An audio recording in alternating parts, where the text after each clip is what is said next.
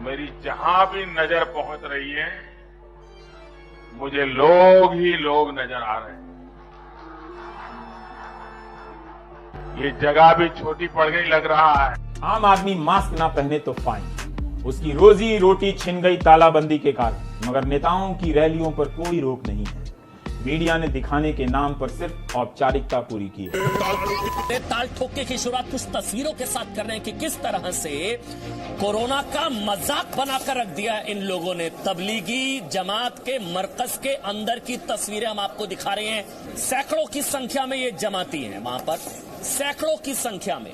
मतलब बच्चा बच्चा समझ रहा था कि सोशल डिस्टेंसिंग जरूरी है। इन लोगों को समझ में नहीं आ रहा था कि आज जो कहा जा रहा है कि देश में सामुदायिक संक्रमण का खतरा बढ़ गया है, ये वो बताने वाली तस्वीरें हैं, देश को खतरे में डालने वाली तस्वीरें हैं, सबकी जान को खतरे में डालने वाली तस्वीरें हैं। ये पूरे हिंदुस्तान की संकल्प शक्ति पर बट्टा लगाने वाली तस्वीरें हैं। ये कैसे जमातियों ने देश विरोधी हरकत की। मरकज में जमा हुए जमातियों के झुंड आप इन तस्वीरों में देख सकते हैं। जितना खून आज तमाम हिंदुस्तानियों का खौल रहा है, पूरे देशवासियों का इन तस्वीरों को देखकर यकीन मानिए खून खौल रहा है। कोरोना कैसे फैला, ये लापरवाही नहीं, एक तरीके का षड्यंत्र क्यों ना कहा जाए इसको। क्या एक षड्यंत्र है? दिल्ली को इटली बनाने की षड्यंत्र है, साजिश है क्या ये? क्या ये जानबूझकर किया जा रहा है? आपको माफ नहीं किया जा सकता है।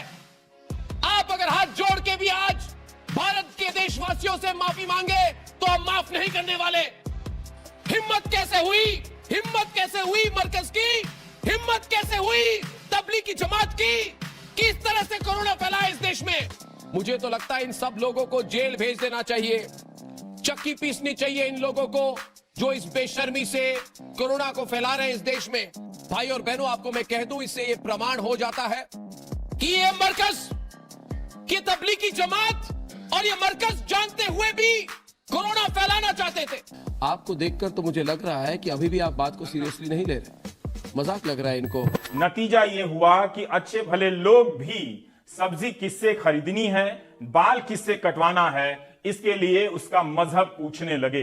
सांप्रदायिक सौहार्द और खराब हुआ और अंतर्राष्ट्रीय स्तर पर इन खबरों से हम सभी को शर्मिंदा होना पड़ा। अगर शर्मिंदा होते हैं तो अंदर तो होता होगा, मैं व्यक्त तो करने से अपने आप को बहुत रोक लेते हो। लेकिन कौन समझाएगा इन साधु संतों को? लाखों की संख्या में ये साथ साथ स्नान कर रहे हैं, मास्क किसी ने लगा नहीं रखा है, और ये अब यहाँ हरिद्वार से निकलकर पूरे देश में फैलेंगे। इनके आश्रम में आने वाले लोगों तक ये कोरोना पहुंचेगा। क्या देश का साधु संत इतना गैर जिम्मेदार हो सकता है? अगर सरकारों ने चादर ओढ़ ली है, सरकार तैयार नहीं है कोई फैसला लेने के लिए, तो क्या देश के साधु संतों की जिम्मेदारी नहीं है? फिर मैंने मॉम को बोला, मॉम हिंदू खतरे में है और इसके लिए मैं तो इस्लाम में कन्वर्ट करा रहा हूँ।